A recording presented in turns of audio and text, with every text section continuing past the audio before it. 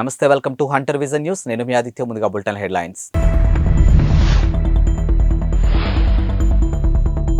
ప్రతిపక్ష నేతలపై కేంద్ర ఏజెన్సీల దర్యాప్తు. ఇక ప్రశాంత్ కిషోర్ కీలక వ్యాఖ్యలు.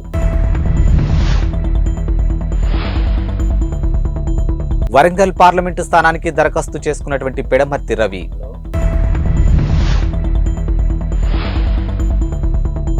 హెచ్ఎండిఏ జాయింట్ కమిషనర్ ఆమ్రపాలికి హెచ్జీసీఎల్ బాధ్యతలు.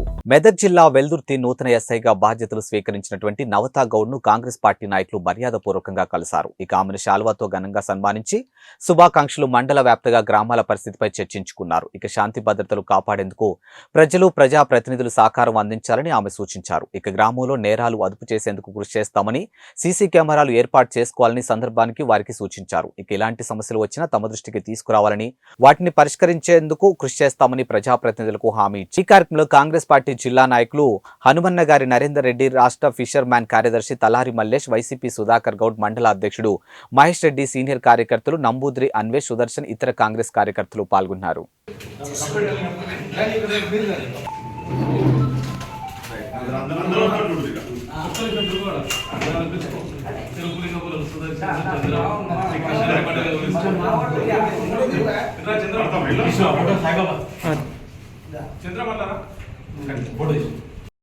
వరంగల్ పార్లమెంటు నియోజకవర్గ స్థానానికి కాంగ్రెస్ పార్టీ నాయకులు తెలంగాణ రాష్ట్ర తొలి corporation chairman doctor Pidamarthi Ravi గారు దరఖాస్తు చేసుకున్నారు. ఈ రోజు కాంగ్రెస్ పార్టీ నాయకులు మరియు తన అనుచరులతో కలిసి గాంధీ భవన్ కు వెళ్లి దరఖాస్తు పత్రాన్ని గాంధీ భవన్ అధికారికి సమర్పించారు.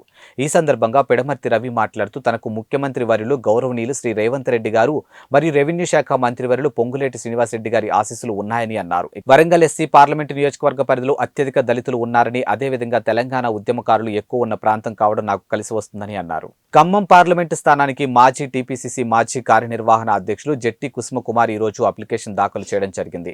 అఖిల భారత సంఘటిత కార్మికులు ఉద్యోగుల కాంగ్రెస్ చైర్మన్ కౌశల్ సమీర్ ఆయన తరపున గాంధీ భవన్ లో అప్లికేషన్ దాఖలు చేయడం జరిగింది. ఈ కార్యక్రమానికి పెద్ద ఎత్తున కార్యకర్తలు, అభిమానులు హాజరు కావడం జరిగింది. Hyderabad growth corridor limited managing director, outer ring road project director అదనపు బాధ్యతలు ప్రభుత్వం హెచ్ఎండిఏ జాయింట్ కమిషనర్ కు ఆమ్రపాలికి అప్పగించింది. ఈ మేరకు పురపాలక పట్టణాభివృద్ధి శాఖ ముఖ్య కార్యదర్శి, metropolitan commissioner doctor M Danakishore శనివారం ఉత్తర్వులు జారీ చేశారు. ప్రస్తుతం ఆమ్రపాలి హెచ్ఎండిఏ ఐటీ ఎస్టేట్ విభాగాలతో పాటు మూసీ రివర్ ఫ్రంట్ డెవలప్మెంట్ ఎండీగా ఉన్నారు. కాగా హెచ్ఎండిఏ కమిషనర్ గా అదనపు బాధ్యతలు నిర్వహిస్తున్న దానకిషోర్ ఈ నెల 6న హెచ్ఎండిఏపై పూర్తిస్థాయి సమీక్ష నిర్వహిస్తున్నట్లు సమాచారం. ఇక శనివారం హెచ్ఎండిఏ కార్యాలయానికి వచ్చినటువంటి ఆయన అక్కడ తీరిక లేకుండా గడిపారు. వివిధ ప్రాజెక్టులు, అత్యవసరంగా పరిష్కరించాల్సినటువంటి దరఖాస్తులను అధికారులతో కలిసి సమీక్షించారు.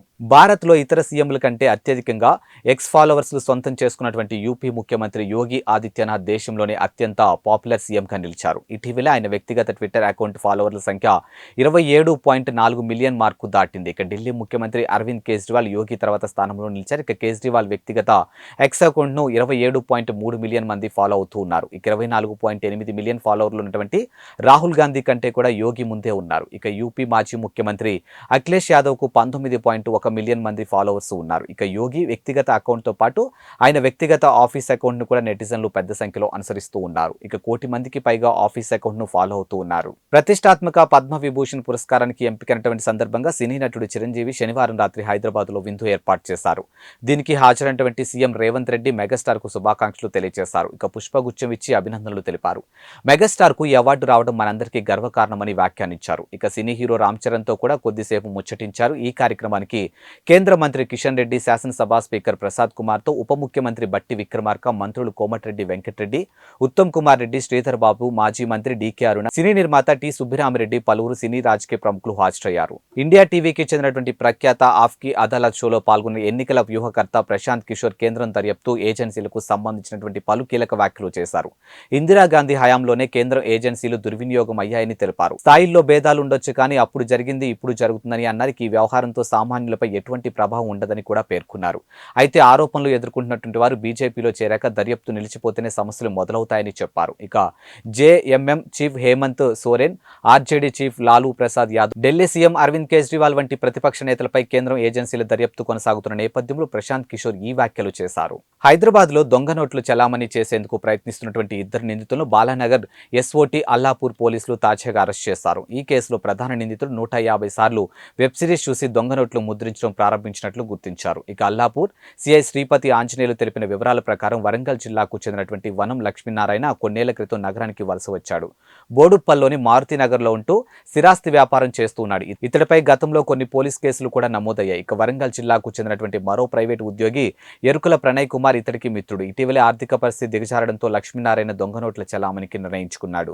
ఈ క్రమంలో ఇంటర్నెట్లో సెర్చ్ చేసి దొంగ నోట్ల ముద్రణకు సంబంధించినటువంటి ఓ బాలీవుడ్ వెబ్ సిరీస్ గురించి తెలుసుకున్నాడు. ఇక ఓటీటీలో ఈ సిరీస్ ను 2 నెలల్లో 150 సార్లు వీక్షించి దొంగ నోట్ల ముద్రణకు కావలసినటువంటి సరంజామా అంతా సమకూర్చుకున్నాడు. ప్రణయ్ కుమార్ తో కలిసి 1.3 నిష్పత్తితో ఒప్పందం కుదుర్చుకున్నాక తొలి విడతగా 3 లక్షల విలువైనటువంటి దొంగ నోట్లు ముద్రించి జగద్గిరిగుట్ట పరిసర ప్రాంతాల్లో అతడితో చలామణి చేయించాడు. ఇక తొలి ప్రయత్నం సఫలం కావడంతో మరోమార్లు దొంగ నోట్లు చలామణికి రెడీ అయ్యారు. గోవాలో టపాసులు పేలుడు కారణంగా ఇటలీ రాయబారి భార్యకు గాయాలు కావడంతో బాధ్యుడైనటువంటి రిసార్ట్ ఓనర్ పై పోలీసులు కేసు నమోదు చేశారు. ఇక నూతన సంవత్సర వేడుకల సందర్భంగా జనవరి 1న ఈ ఘటన జరిగింది. ఉత్తర గోవాలోని అశ్వం బీచ్ లో ఓ రిసార్ట్ లో ఓనర్ టపాసులు పేల్చేందుకు అనుమతించారు. ఈ క్రమంలో అక్కడున్నటువంటి ఇటలీ రాయబారి విన్సో జోడి లుకా భార్య పావోలా ఫెర్రి తలకు టపాసులు తగిలి గాయమైంది. ఈ నేపథ్యంలో గౌరవ vice consul of Italy Srinivas Dempo ఫిర్యాదు మేరకు ఫిబ్రవరి 2న పోలీసులు కేసు నమోదు చేశారు.